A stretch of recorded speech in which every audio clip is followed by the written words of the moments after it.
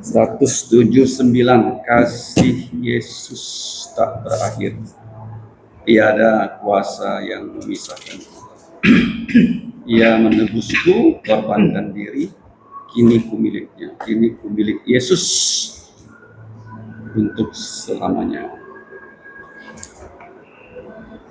179. Lipat, sip.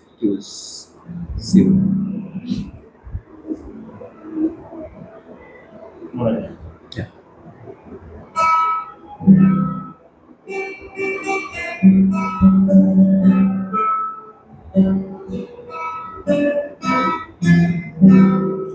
Kasih Tuhan Yesus tak berakhir, tiada kuasa yang memisahkanku, yang menebusku, korban diri, kini ku miliknya, kini ku milik Yesus, dan Yesus milikku. Bukan hanya saat ini, namun selamanya. Dulu aku sesat dalam dosa, Yesus datang bawa keselamatan. Tiada lagi takut dan malu, kini ku miliknya. Kini ku milik Yesus, dan Yesus milikku. Bukan hanya saat ini, namun selamanya. Jantung senangku diselamatkannya, dahulu budak, kini ku bebas, ya tebusku dengan darahnya, kini ku miliknya, kini ku milik Yesus, dan Yesus milikku. Bukan hanya saat ini, namun selamanya. Mari kita berdoa. Bapa kami di surga, Bapa dari Tuhan, bahkan Juru Selamat kami, Yesus Kristus, kami datang berterima kasih di pagi yang cerah ini. Kami diberi kesempatan di Gema JPN 2 dapat memuji nama-Mu. Sebentar lagi kami akan membaca firman-Mu. Mohon Engkau berbelas kasihan, menyucikan pikiran kami dengan darah Yesus, sehingga firman-Mu menjadi benih yang subur untuk menghasilkan buah pertobatan dan buah Roh Kudus untuk memuliakan nama-Mu. Demikianlah Bapa doa kami dalam nama Tuhan Yesus. Kami berdoa dan berterima kasih. Amin. Mari kita membuka Injil Tuhan Yesus. Perikop yang ke 102. Pengajaran tentang kerendahan jantung. Kita membacanya masing-masing 3 ayat. 102. Dari Markus 9, Matius 18, Lukas 9. Maka timbullah pertengkaran di antara murid-murid Yesus tentang siapakah yang terbesar di antara mereka.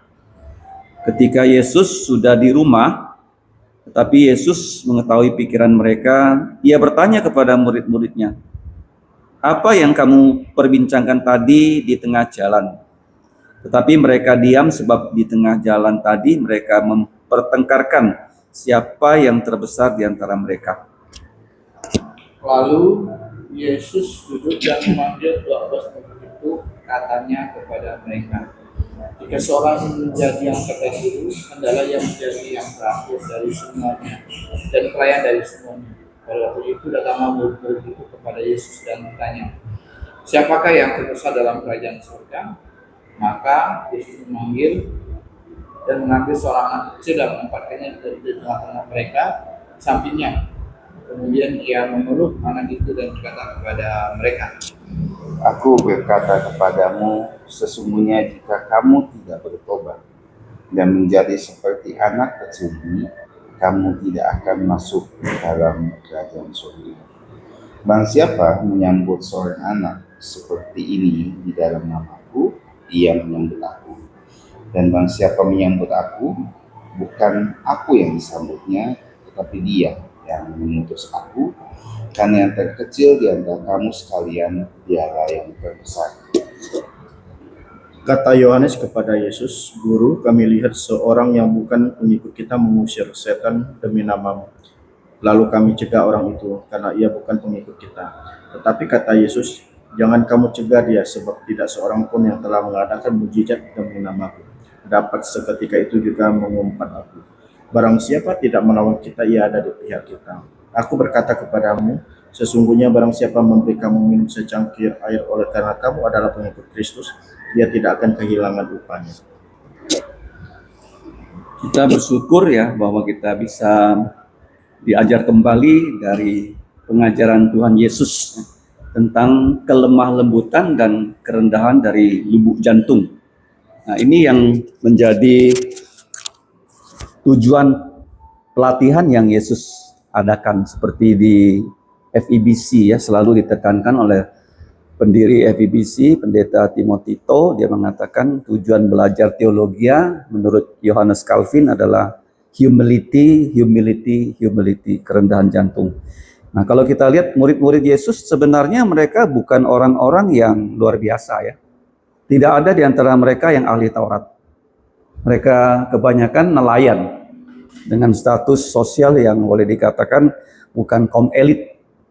Yang menjadi kaum elit itu mungkin hanya seperti Matius ya, pemungut cukai, atau Yudas ya. Tapi yang lain-lain itu latar belakangnya bahkan ya, tidak disebut ya, bahwa mereka itu adalah berasal dari sekolah kerabian yang pada saat itu ya, masing-masing orang punya rabi yang menjadi guru mereka ya, seperti Rasul Paulus, dia menjadi murid dari Gamaliel ya, seperti sekarang kan orang-orang top kan keluaran dari ya, UI, ya, UGM, ITB kan, atau di Amerika tuh di Harvard. Jadi tidak ada seperti itu. Tetapi walaupun mereka kalangan biasa, tapi mereka juga ingin menjadi yang terkemuka. Inilah dosa yang masuk dalam lubuk jantung manusia. Ingin menjadi terkemuka, bukan yang diberikan Allah itu boleh dikatakan adalah disebut sebagai ya, merampas kemuliaan Tuhan. Nah, Yesus walaupun dia tahu masalah ini tidak langsung yang menegur mereka, tetapi ketika sampai di rumah baru Yesus ya, bertanya. Ini sangat humanis. Yesus tahu tapi dia bertanya, apa yang kamu perbincangkan tadi di jalan? Nah, kalau kita lihat di jalan mereka mempertengkarkan siapa yang terbesar di antara mereka. Kalau kita baca juga di Injil Yohanes 13 ya, waktu sebelum Yesus ditangkap pun mereka masih ya, seperti itu.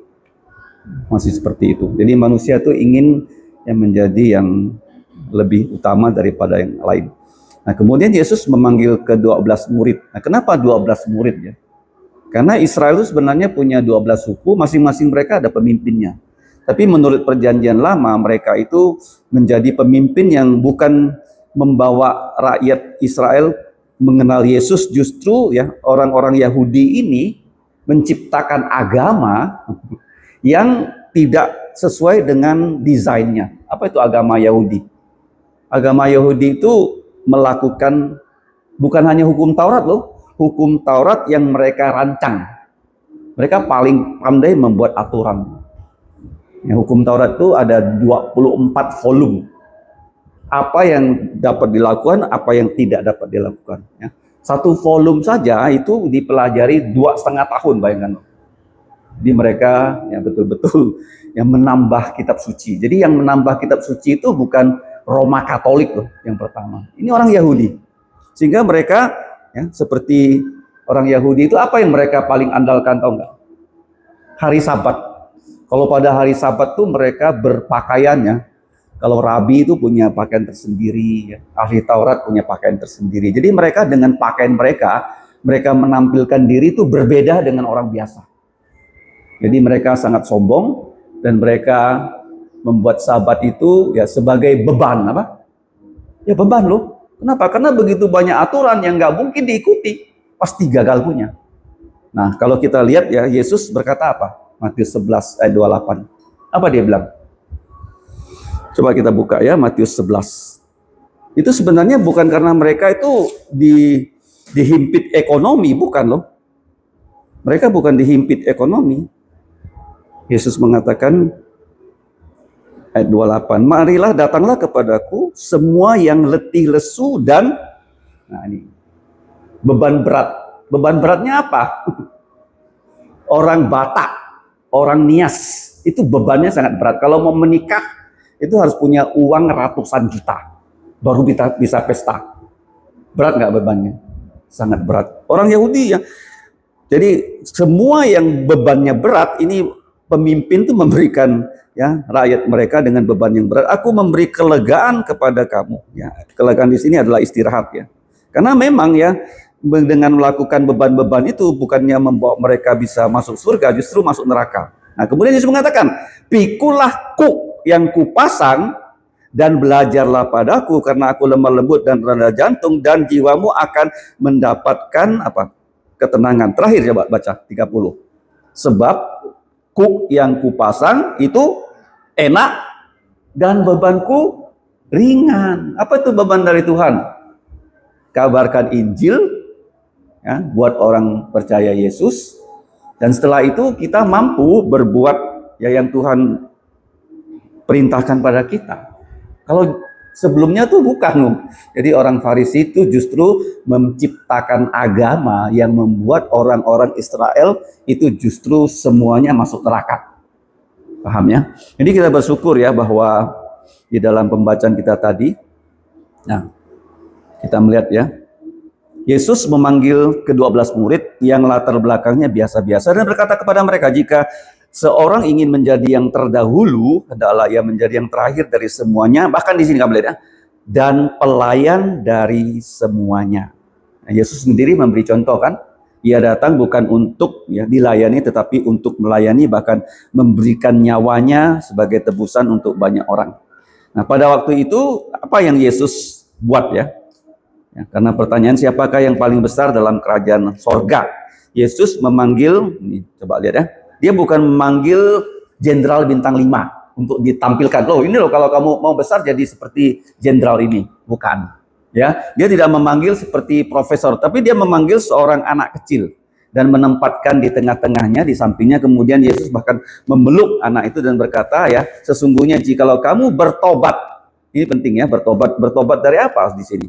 Dari agama Yahudi dan menjadi seperti anak kecil ini. Kenapa anak kecil? Karena anak kecil itu belajar ya apa yang diajarkan. Jarang sekali anak kecil itu membantah. Kecuali zaman sekarang ya, anak-anak kecil memang ada yang bandel dan membantah. Biasanya zaman dulu anak kecil itu paling takut guru, betul nggak? Kalau kita lihat guru kita mulai menjauh, nggak berani dekat. Ya, zaman dulu tuh begitu. Ya, kalau ada guru lewat kita berhenti dulu, kasih dia lewat dulu. Kalau sekarang tuh anak betul-betul apa? Tidak takut. Ya, ini yang membuat zaman sekarang bahaya sekali ya. Khususnya kita yang berkecimpung ya dalam ya pengajaran di kelas, kita tahu persis. Nah, jadi anak kecil, kamu tidak akan masuk ke dalam kerajaan sorga. Jadi kalau kita masuk dalam kerajaan sorga itu bukan karena kita melakukan sesuatu, bukan, tapi karena kita menerima ya anugerah dari Tuhan Yesus. Jadi waktu kita masuk ke sorga, kita nggak bilang saya lakukan ini, saya sudah menjadi pengabar Injil, saya sudah berkhotbah, bukan.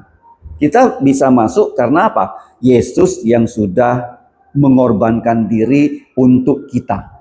Itu ya, itu yang perlu kita ingat selalu ya, bahwa Tuhan Yesus sudah hidup untuk kita, mati untuk kita, dan bangkit untuk kita. Nah, kemudian kita lihat ya, anak kecil ini bukan sikapnya yang perlu kita tiru, tetapi kita juga harus menjadi orang yang ramah ya kepada anak-anak. Barang siapa menyambut seorang anak seperti ini dalam namaku, ia menyebut aku. Jadi anak ini begini ya, ada orang yang latar belakangnya sederhana. Kalau dia datang di gereja, kita juga perlakukan dia seperti saat presiden datang. sama. Tidak boleh ada perbedaan. Ya, semua manusia yang datang itu kita perlakukan sama terhormatnya. Jadi banyak ya, kelakuan di gereja. Kalau ada orang kaya datang itu diangkat-angkat. Ya kan? Ada gereja tertentu orang kaya walaupun rohaninya nggak baik dibuat jadi pengurus gereja. Itu nggak bisa. Ya, kalau sesuai dengan Alkitab, ya, nilai kerohanian itulah yang diukur, ya bukan nilai-nilai duniawi. Barang siapa menyambut anak kecil, ia menyambut aku. Ya, kalau Yesus bilang bukan dia yang disebut, tapi Bapa yang mengutus aku. Inilah Yesus tuh manusia yang paling rendah lubuk jantungnya. Kenapa? Karena dia mengatakan apa yang dia katakan asalnya dari Bapa. Apa yang dia kerjakan semua adalah Bapa. Jadi kalau dia mengerjakan sesuatu yang dimuliakan itu adalah Bapa. Kita juga begitu ya. Kalau kita mengerjakan pelayanan, ya harusnya yang menerima kredit itu adalah Tuhan Yesus sendiri. Ya, kalau ada kesalahan kita yang ya dipersalahkan. Tapi kalau ada sesuatu yang berhasil, itu kreditnya kepada Tuhan Yesus. Nah, karena yang terkecil di antara kamu sekalian, dialah yang paling besar. Nah, kemudian Yohanes di sini itu murid yang paling muda ya. Lihat ini ya. Dia jarang berbicara. Yang paling sering bicara siapa? Petrus kan? Tapi dia berbicara, "Guru, kamu lihat ada seorang yang bukan pengikut kita mengusir setan demi namamu. Lalu kami cegah orang itu karena ia bukan pengikut kita." Seperti pernah ya ada satu kampung mereka tidak mau menerima Yesus. Yakobus dan Yohanes minta pada Yesus turunkan api. Habiskan mereka. Nah, jadi yang berikutnya juga mereka berdua pernah juga meminta ibunya untuk ya approach kepada Yesus supaya mereka diberi tempat, satu di kanan, satu di kiri. Jadi kita lihat ya dalam proses pelayanan pembelajaran ya, sebagai manusia memang kita tidak luput dari apa? Kelalaian, kesalahan. Tetapi di sini Yesus ya selalu memberikan kita ya jalan untuk kembali. Tetapi kata Yesus, jangan kamu cegah dia, sebab tidak seorang pun yang telah mengadakan mujizat demi namaku dapat seketika itu juga mengumpat aku. Nah, ayat 40, barang siapa tidak melawan kita, ia ada di pihak kita.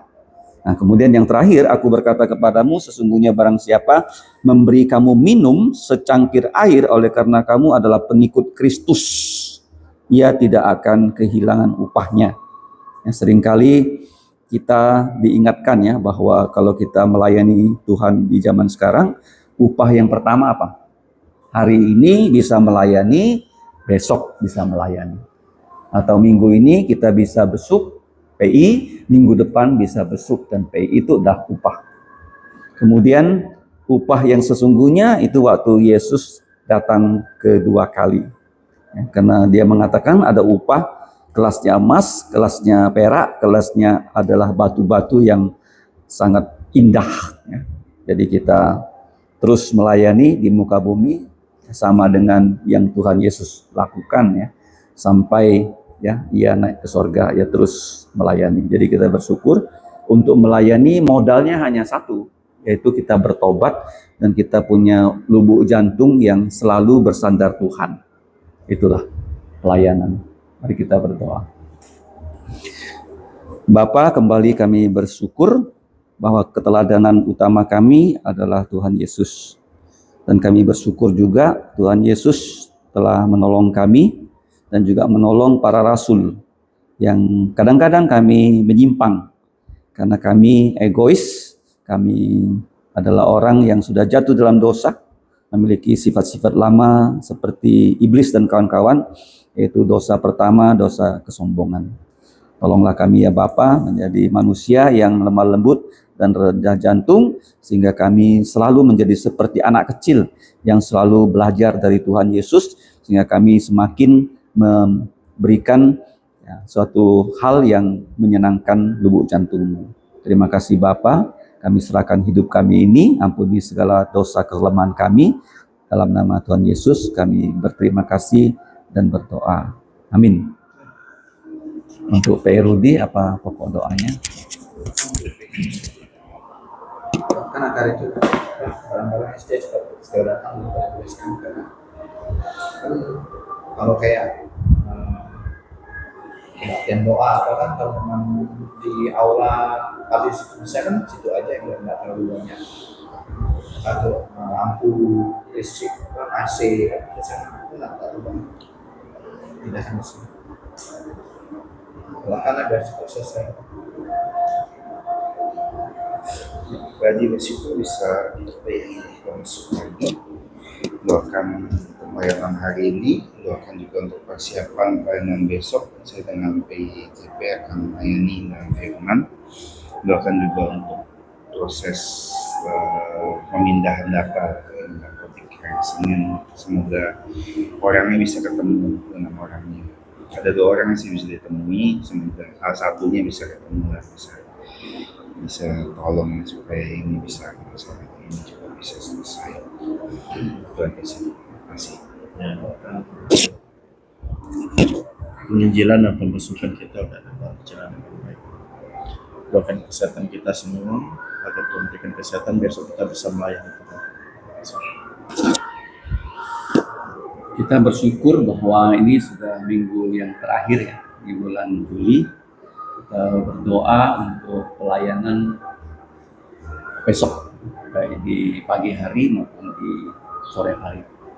Kita berdoa juga untuk meeting dari Majelis Gereja CPBPC yang sedang berlangsung, di mana ada hal yang penting yaitu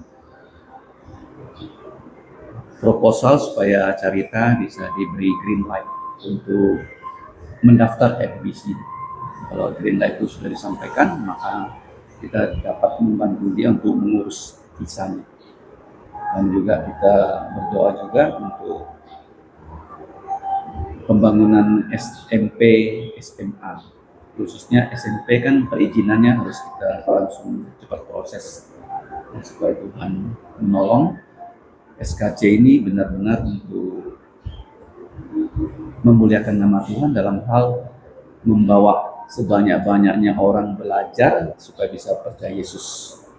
Jadi kita bukan profit oriented ataupun prestasi oriented. Ada sekolah-sekolah itu didirikan menjadi apa? Orientasinya prestasi.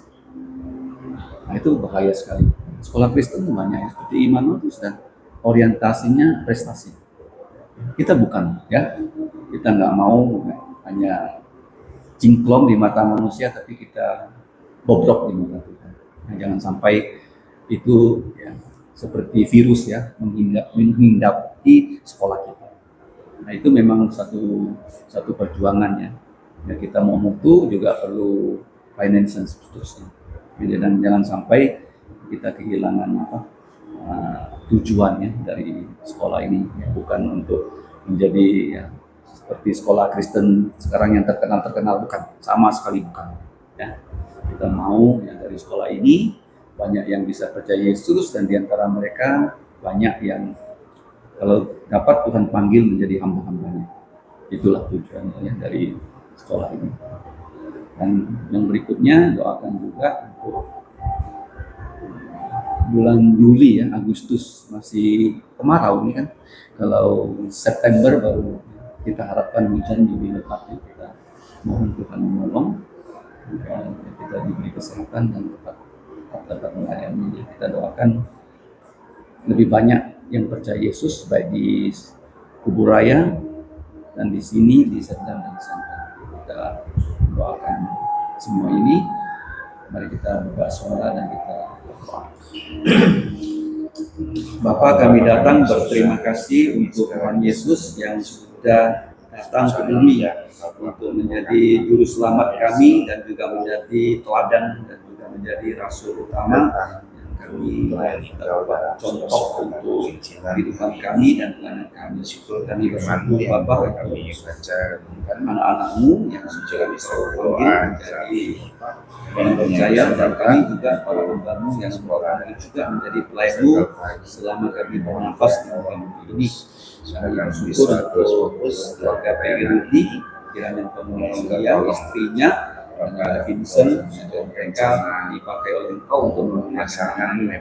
Kemudian semua furniture yang sudah dipesan bisa datang, TV, pintu besi, dan juga pemasangan CCTV di pelayanannya, keberkahannya, tangki air dapat dilakukan sehingga kami memiliki sistem yang baik, pelayanannya penutupan gerbang dapat dilakukan, pembersihan lingkungan sekolah, keamanan sekolah kami serahkan dan Engkau.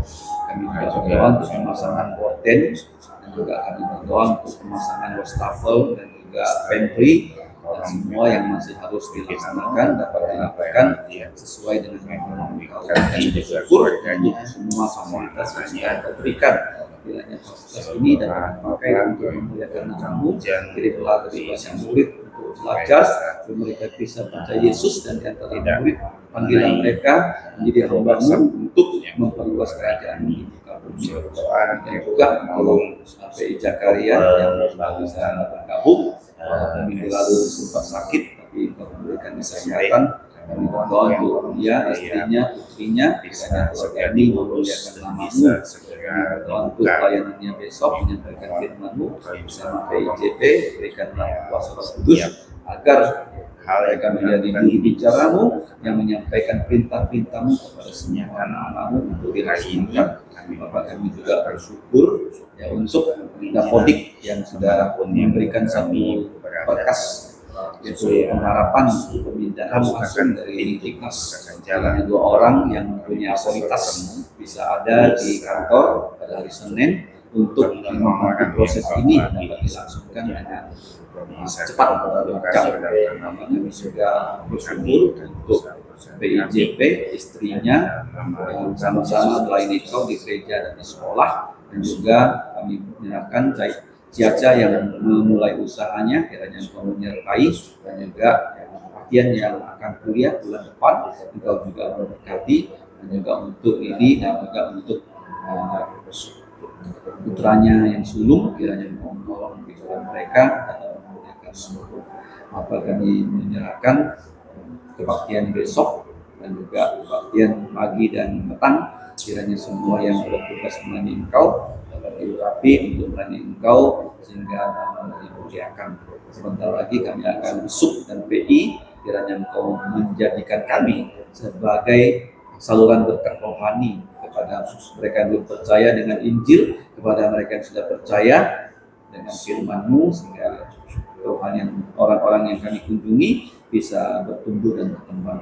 Ketika mereka menyambut kami, mereka menyadari bahwa kunjungan kami mewakili Tuhan Yesus dan mereka bersuka cita karena semua ini.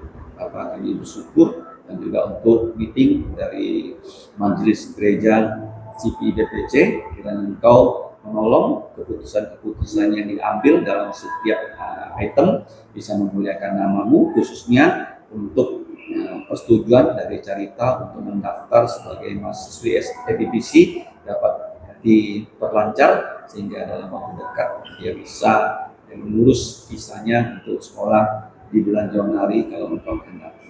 Kami serahkan Bapa sebagai doa ini, dan kami berdoa juga untuk anak-anak-Mu yang ada di rumah masing-masing yang merantau, sertailah kami semua. Demikianlah doa kami, dengan doa kami yang kami alaskan dalam nama Tuhan Yesus yang sudah mengajar kami doa Bapa kami. Mari kita ucapkan dalam bahasa Mandarin.